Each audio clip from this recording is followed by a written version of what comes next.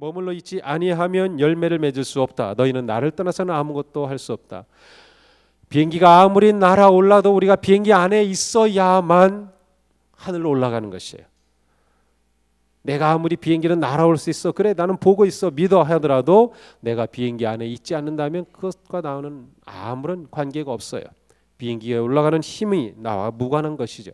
그러나 내가 비행기 안에 있으면 우리는 얼마든지 수킬로의 상공을 향해서도 날아오를 수 있는 것입니다. 바로 이것이 그리스도 안에 있어야 하는 겁니다.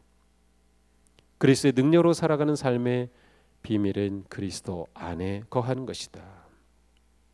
그러므로 우리는 그리스도께서 내 안에 계심을 믿고 내가 또한 그리스도 안에 있음을 믿어야 하며, 정말 그리스도가 내 안에 계실까? 그렇습니다. 영접하는 자, 그 이름을 믿는 자들에게는 하나님의 자녀가 되는 권세를 주셨다고 하셨어요. 누구든지 예수를 하나님의 아들로 시인하면 하나님이 그 사람 안에 계시고 그 사람은 하나님 안에 있습니다 라고 말씀하셨어요. 그러므로 내가 예수님을 주님으로 시인하는가, 예수님이 내 삶의 구세주이심을 믿는가, 예수님은 내 삶의 주인이라고 나는 고백하는가, 그렇다면 100% 주님의 영이 내 안에 계셔요. 그리고 내가 주님 안에 있는 것, 내가 그것을 인정하지 않고 그 힘을 활용하지 않을 뿐이지 우리 안에는 주님이 분명히 계시다. 두 번째는 주님과 동행하는 것입니다. 주님 안에 거하고 그리고 주님과 동행하는 것입니다. 주님이 내 안에 계시고 주님 안에 내가 있다고 하면 우리는 언제나 주님과 동행하는 삶을 삽니다. 성령님의 능력을 지속적으로 얻기 위해서는 언제나 주님과 동행해야 합니다. 동행함에 5가지 원리가 있습니다.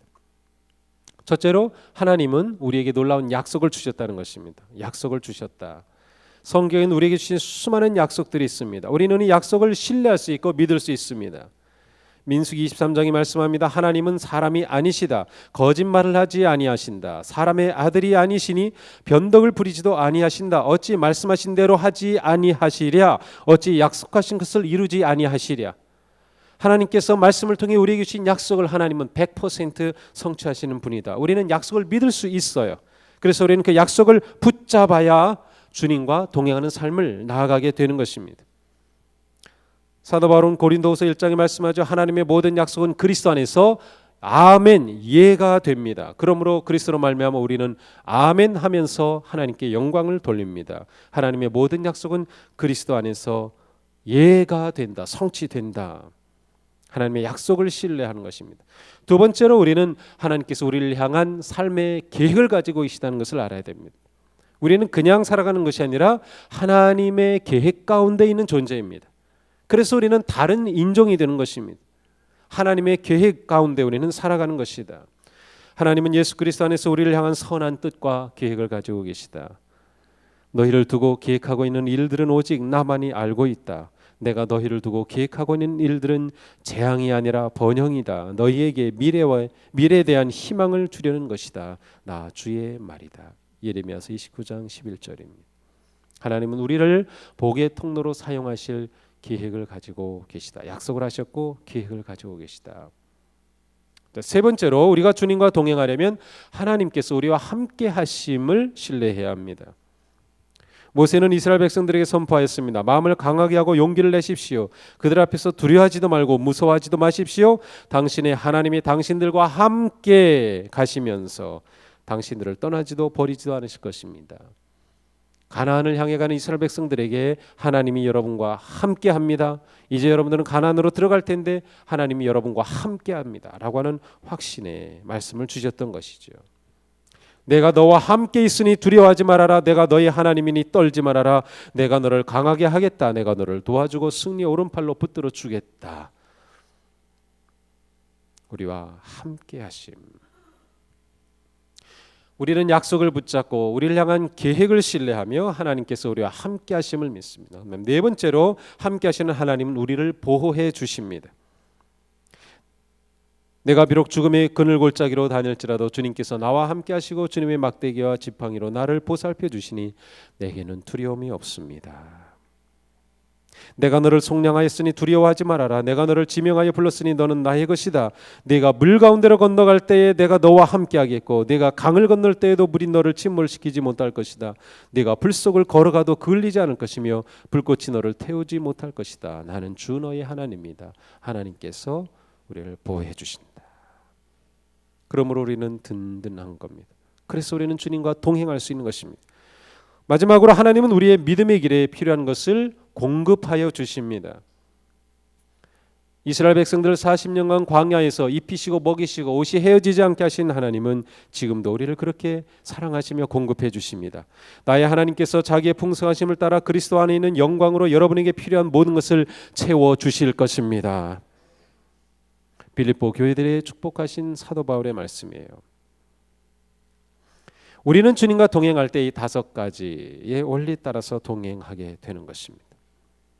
우리는 하나님의 약속을 붙잡고 하나님께서 우리를 향한 계획을 가지고 계시며 하나님은 우리와 함께 하시며 우리를 보호하시며 또한 우리에게 필요한 것을 공급하신다. 사실은 영어로는 이게 다 P로 시작됩니다. Promise, Plan, Presence, Protection, Provision 5가지. 우리는 주님과 동행함으로 믿음의 길에 승리의 능력을 늘 공급받게 되는 거예요.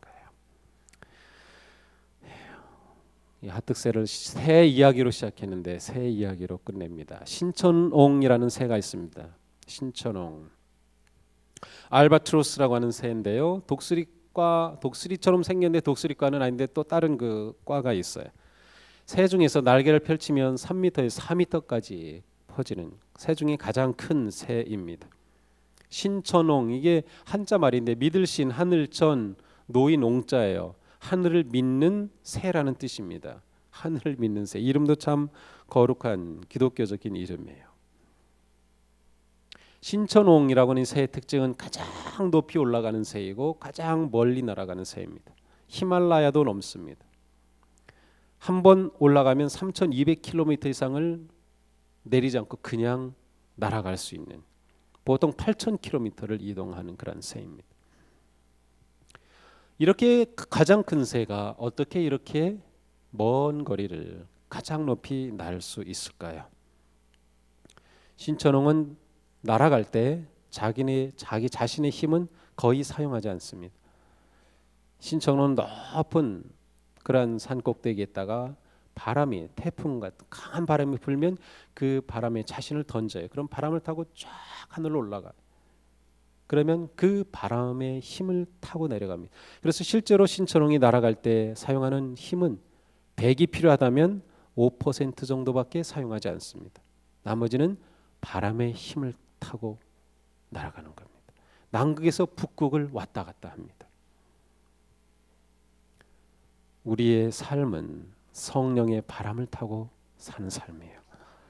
내 힘으로 바둥바둥 해도 우리는 절대로 못 날아요. 그러나 우리는 특별한 인종이기 때문에, 특별한 목적을 가지고 있기 때문에, 특별한 목표를 이루어야 하기 때문에 특별한 힘으로 살아갑니다. 바로 성령님의 바람을 타고 우리는 오르고 날아가는 것입니다. 우리의 삶 하나님께 있습니다. 하나님의 능력으로 살아간다면 우리의 삶은 지금보다 훨씬 더 신날 겁니다. 훨씬 더 효과적일 것입니다. 훨씬 더 능력 있는 삶을 살아낼 수 있을 것입니다.